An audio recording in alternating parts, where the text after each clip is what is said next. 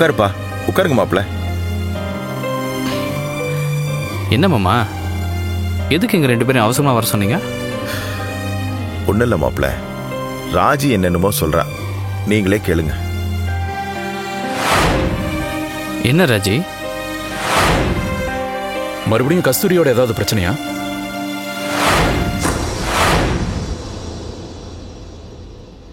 கஸ்தூரி, என்னாச்சு? என்ன கேட்காதீங்க, எனக்கு எதுவும் தெரியாது. ரொம்ப நேரமா அப்பாவும் ராஜியும் தான் வாக்குவாதம் பண்ணிட்டு இருக்காங்க.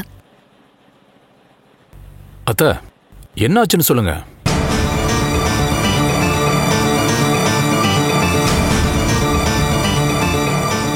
இது பாருங்க.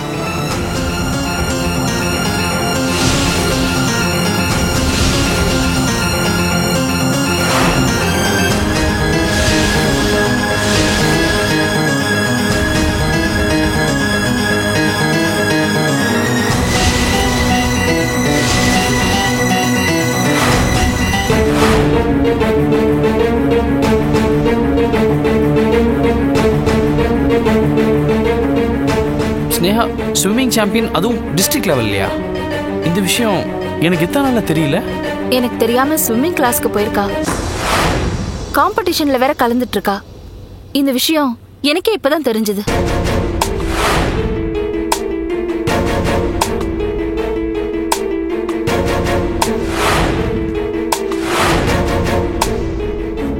என்ன மயில், எதுவுமே பேச மாட்டேங்கிறீங்க?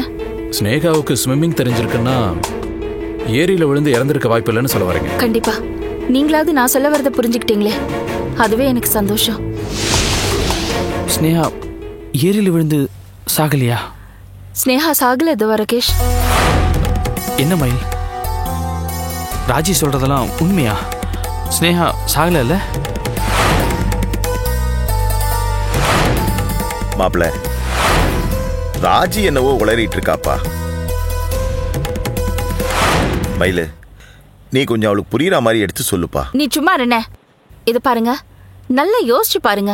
டிஸ்ட்ரிக்ட் லெவல்ல நீச்சல் போட்டியில ஃபர்ஸ்ட் பிரைஸ் வந்த ஒருத்தி எப்படி தண்ணியில மூழ்கி சாக முடியும்?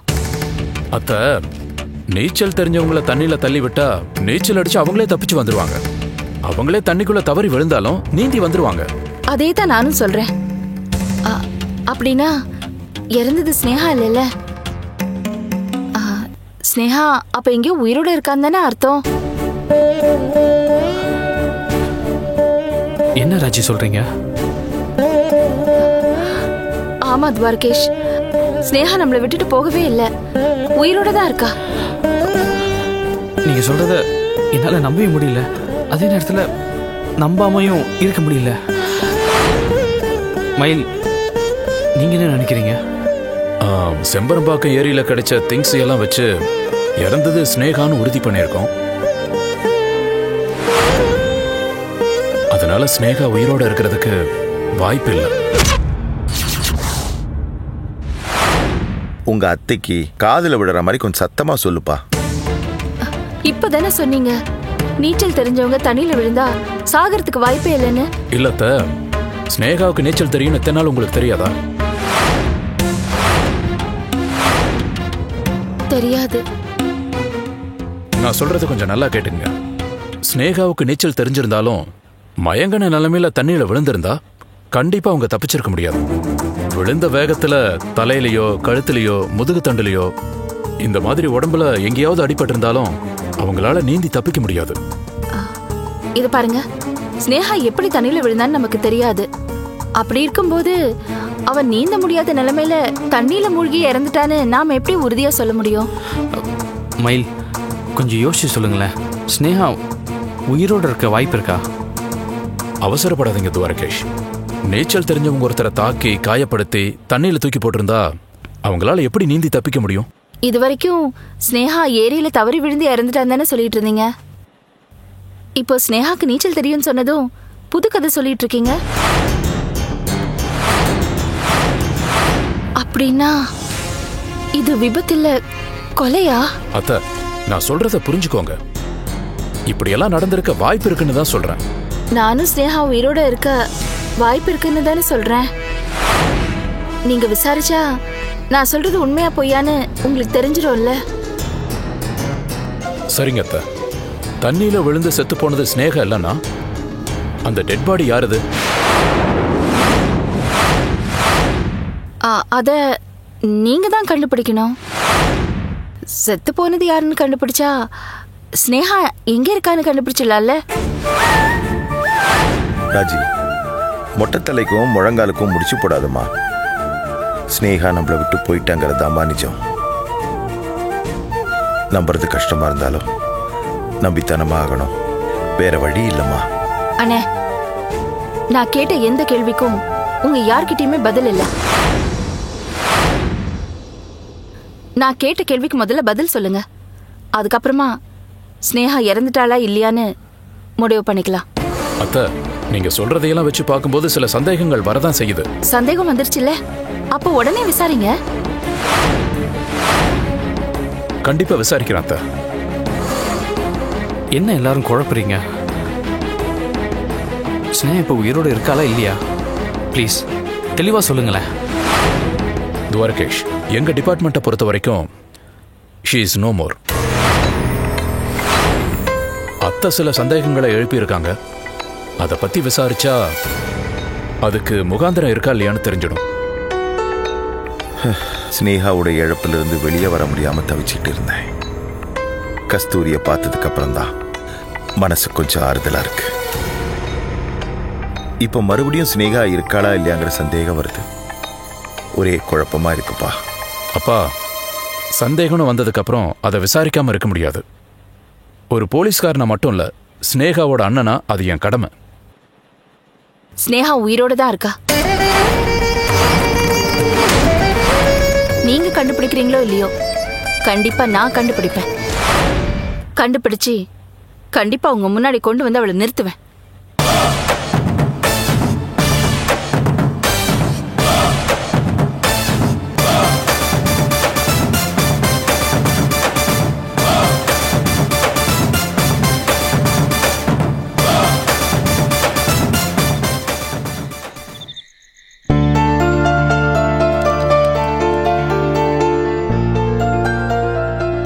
என்னமாம்மா பாது ரகேஷ், ஆஃபீஸ் வேலை வீட்லையுமா? என்ன பண்றது, பேங்க் டைமிங் முடியுது ஆனா வேலை முடிய மாட்டேங்குது. பேங்க் வேலைனா கொஞ்சம் ஃப்ரீயா இருப்பாங்கன்னு நினைச்சிட்டு இருந்தேன். உங்களை பார்த்தோம் தான் தெரியுது கஷ்டமான வேலைன்னு. ஒரே இடத்துல உட்காந்து வேலை பார்த்து கழுத்து வலியும் முதுகு வலியும் வந்துருச்சு. சம்பாதிக்கிற காசெல்லாம் பாதி டாக்டர் கிட்டே கொடுக்க வேண்டியதாயிடுச்சு. ஏமாமா, நம்ம ஹாஸ்பிட்டல்ல வந்து நம்ம பிசியோதெரபிஸ்ட காட்ட வேண்டியதானே? டேய், அதெல்லாம் ஒண்ணு வேணாம்டா. காலையில எழுந்ததும் ஜாக்கிங் போக சொல்லு. முதுகு வலியும் இருக்காது, தோ இந்த தொப்பையும் குறைஞ்சிரும். ஏய், எனக்கு என்ன அவ்வளவு பெரிய தொப்பையா இருக்கு? இது பேரு தொப்பை இல்லாம 6 பேக்கா? என்னடி இப்படி மானத்தை வாங்குற? மாப்பிள்ள, இந்தாங்க சூடாறதுக்குள்ள குடிங்க. என்னம்மா, மாப்பிள்ளைக்கு தனியா பால்லாம் போகுது? டேய், மாப்பிளைக்கு 2 நாளா இருமல்டா. அதான் மஞ்சளும் மிளகுத்தூளும் கலந்த பால், அவ்வளவுதான். குடிங்க மாமா. 6 பேக் என்ன 8 பேக்கே வரும். பாத்தியா, உன் தம்பி என்ன கிண்டல் பண்றான். உமா, குஷி தூங்கிட்டாளா? தூங்கிட்டாத்த. வாடா ராஜுவா, ஏன்டா ஆபீஸ்ல இருந்து வர இவ்வளவு லேட்டு? வேலை நிறைய இருந்துச்சுமா, அதான். என்னங்க, டின்னர் எடுத்து வைக்கிறேன், வந்து சாப்பிடுங்க. இல்ல, எனக்கு வேண்டாம். நான் ஆபீஸ்ல இருந்து வர வழியில சாப்பிட்டு வந்துட்டேன். குழந்தை சாப்பிட்டாளா? ஹோம்வொர்க் நிறைய இருந்துச்சு, எழுதி முடிக்கிறதுக்குள்ள டயர்ட் ஆயிட்டா. ஒரே ஒரு தோசை சாப்பிட்டு படுத்து தூங்கிட்டா. சாப்பிட்டால. அப்புறம் என்ன வேலையெல்லாம் எப்படி போயிட்டு இருக்கு? வேலையெல்லாம் ரொம்ப நல்லா போயிட்டு இருக்குப்பா. அதுலயும் எங்க முதலாளி சொன்னலதா மேடம் இருக்காங்களே, தங்கமானவங்க. அவங்களுக்குன்னு சொந்த பந்தம் யாரும் இல்ல. அதனால கம்பெனில இருந்து வர லாபத்தை கூட ஸ்டாஃப்க்கு பிரிச்சு கொடுத்துறாங்கன்னா பாத்துக்க. பரவாயில்லையே, இந்த காலத்துல எப்படி ஒரு முதலாளியா? ஆச்சரியமா இருக்கு. துவாரகேஷ், இந்தா.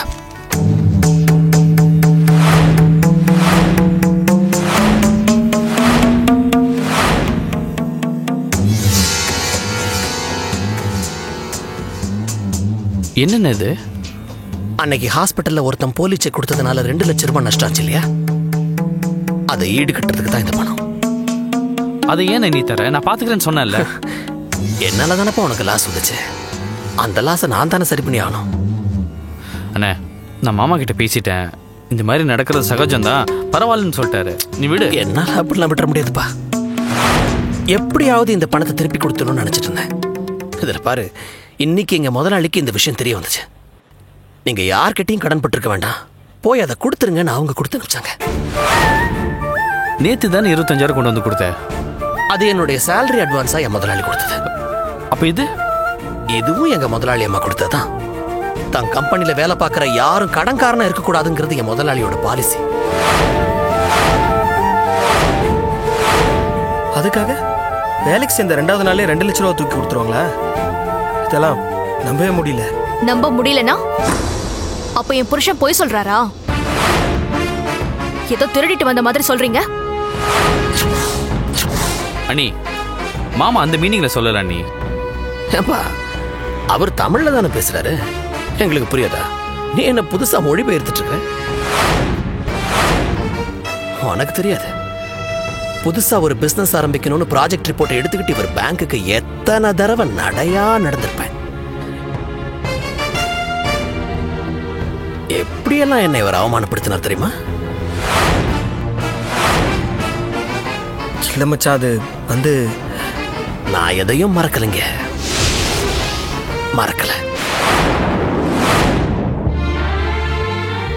நீ மட்டும் என்னப்பா, எவனோ ஒருத்தன் 2 லட்சம் ரூபாய் பணத்தை என்ன நம்ப வச்சு ஏமாத்திட்டான். ஆனா அதை புரிஞ்சுக்காம, கூட பிறந்த அண்ணன்னு கூட பார்க்காம நடுக்கூடத்துல நிக்க வச்சு என்னென்ன கேள்வியெல்லாம் என்ன கேட்ட.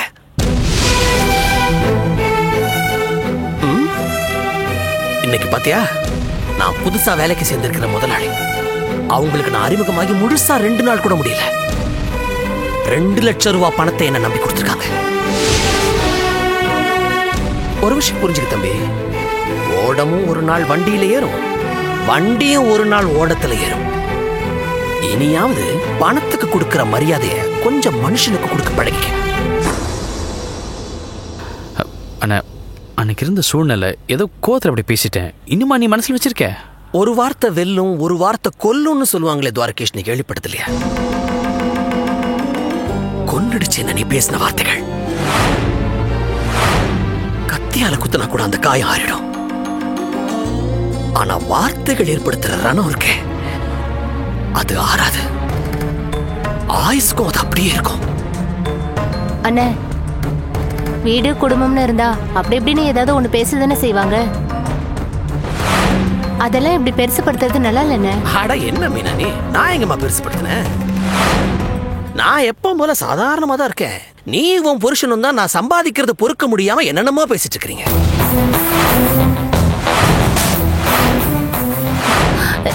அண்ணே, அவர் அப்படி என்னன்னு தப்பா சொல்லிட்டாரு? என்ன தப்பா சொல்லிட்டாரா? முதலாளி பணம் கொடுத்தாங்கன்னு சொன்னா நம்புற மாதிரி இல்லன்னு சொல்றாரு. அப்படின்னா என்ன அர்த்தம்? அவர் ஒன்னும் தப்பான அர்த்தத்துல சொல்லல நீ. நேத்து வீட்டு செலவுக்கு பணம் கொடுத்தப்ப கூட இப்படிதான் சொன்னாரு. இன்னைக்கு இப்படி சொல்றாருன்னா என்ன அர்த்தம்? அதை எப்படி நாங்க சாதாரணமா எடுத்துக்க முடியும்? இவர் சொன்ன மாதிரி நாங்க நல்லா இருக்கிறத பாக்குறதுக்கு உங்க எல்லாருக்கும் பொறுக்கல, அதான் உண்மை. உமா, ஏமா இப்படி பேசுற? நீங்க 2 பேரும் நல்லா இருந்தா எங்களை விட சந்தோஷப்பட போறவங்க யாரு? வேண்டாமா, வேண்டாம், நீ எதுவும் பேசாத. ஏன்னா நான் வேலை இல்லாம இருந்தபோது நான் சாப்பிட்டா குத்தோம், குளிச்சா குத்தோன்னு இவங்க எல்லாம் சத்தம் போட்டாங்க. அப்ப நீ எனக்காக ஒரு வார்த்தை பேசல, வேடிக்கை பார்த்துதான் இருந்த. மறக்க மாட்டேமா, சாகுற வரைக்கும் மறக்க மாட்டேன். இந்த அப்படி அண்ணே, நான் சொல்றேன் அப்படி என்னாலதான் நஷ்டம் ஆச்சு. எடுத்து உள்ள வை, உனக்கு தேவைப்படும். ஏய் வா.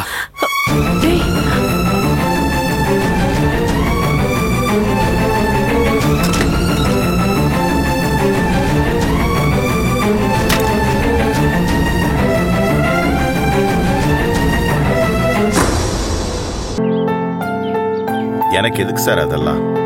சார், என்னை விட சாதிச்சவங்க நிறைய பேர் இருக்காங்க. அதெல்லாம் பெரிய விஷயமா சார்? இருக்கட்டும், அடுத்த தடவை வேணா அதை பார்த்துக்கலாம் சார். நோ, நான் எதுக்காக சொல்றேன்னா, ஆமா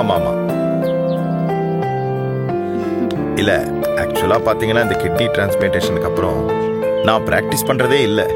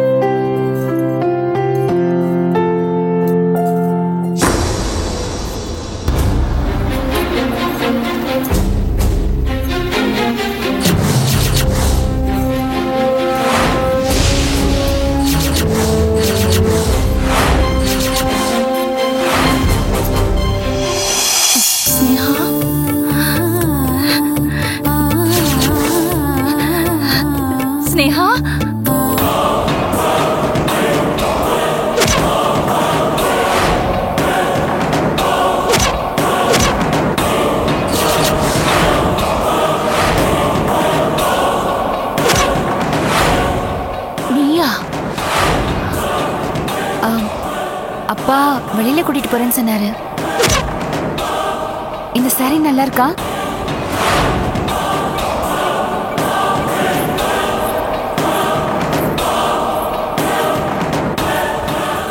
அப்பா வெளியில கூட்டிட்டு போறேன்னு சொன்னாரு. அதான் ரெடி ஆயிட்டு இருக்கேன். இந்த புடவை ஸ்னேகாவோட புடவை தான். அப்பா தான் எடுத்து கொடுத்தாரு. ராஜி,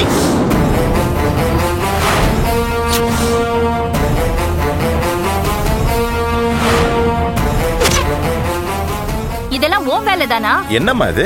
ஏய், அவர் எடுத்து கொடுத்தா ஒரு கறிவில்ல எடுத்து கட்டிப்பியா? இது பார், முதல்ல போய் கழட்டி போய் கொலைக்காரி ஆக்கிடாத என்ன. எதுக்காக இப்ப அவளை அடிச்ச? கொலையே பண்ணியிருப்பேன், தப்பிச்சிட்டா. அப்படி என்ன தப்பு பண்ணிட்டா அவ? ஸ்னேகா புடவை எதுக்கு எடுத்து கட்டியிருக்கா? ராஜி, அவ இந்த வீட்டுக்கு வந்ததுல இருந்து சுஷ்மாவோட 2 Dress தான் மாத்தி மாத்தி போட்டுக்கிட்டு இருக்கா. வெளியில போறது கூட ஒரு நல்ல Dress இல்லன்னா சரி, அதான் கடைக்கு கூட்டு போலான்ட்டு பீரோல ஸ்னேகா புடவெல்லாம் சும்மா தானே இருக்கு, அதை எடுத்து ஒன்னு கட்டிக்குமான்னு கொடுத்தேன். அது தப்பா? தப்புதான். இது பாரு, ஸ்னேகா புடவை எடுத்து கட்டுறதுக்கு யாருக்கும் எந்த உரிமையும் கிடையாது. இது பாருண்ணே, இந்த புடவை ஸ்னேகா பர்த்டேக்கு நான் எடுத்து கொடுத்தது. அவளுக்கு இது ரொம்ப பிடிச்ச புடவை. அவ ஞாபகார்த்தமா இந்த புடவையை நான் வச்சிருக்கேன். இது பார், அவ புடவையை கட்டுறதுக்கு எவளுக்கு உரிமை கிடையாது. இவளுக்கு மட்டும் என்ன உரிமை இருக்கு? ராஜி, நான் தான் அந்த புடவை எடுத்து கொடுத்து இவளை கட்டிக்க சொன்னேன். ஏன் எனக்கு அந்த உரிமை இல்லையா? இது பாருங்க, ஸ்னேகா நான் வளர்த்த பொண்ணு. என் வயித்துல பிறக்கலனாலும் அவ என் பொண்ணு தான். ஸ்னேகாவுக்கு சொந்தமான எந்த பொருளையும் யாரும் தொடவும் கூடாது, உரிமையும் கொண்டாடக்கூடாது. தொட்டா சும்மாவே விட மாட்டேன். ஏய், இன்னொருத்தர் பொருளை யூஸ் பண்ணக்கூடாதுன்னு உங்க வீட்டுல சொல்லி வளர்க்கல உனக்கு? ராஜி, எல்லாத்துக்கும் ஒரு லிமிட் இருக்குமா? நீ கொஞ்சம் ஜாஸ்தி தான் பண்ணிட்டு இருக்க. அவ நம்மகிட்ட அடைக்கலம் தேடி வந்திருக்காமா? நம்மள நம்பி வந்த ஒரு பொண்ணோட மனசை இப்படிதான் காயப்படுத்துறதா? இத பார், அதெல்லாம் எனக்கு தெரியாதுன்னு. இவ இல்ல, யாருக்குமே ஸ்னேகாவோட பொருளை தொடுறதுக்கு உரிமை கிடையாதுன்னு. ஏய், என்ன நீ சும்மா பராக் பார்த்துட்டு இருக்க? முதல்ல புடவையை மாத்து. 2 நிமிஷம் டைம் கொடுக்குறேன், இல்ல கொன்னே போட்டுருவேன்.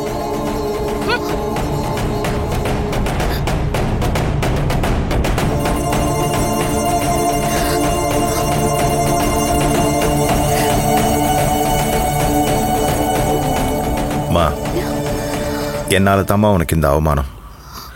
என்ன மன்னிச்சிருமா?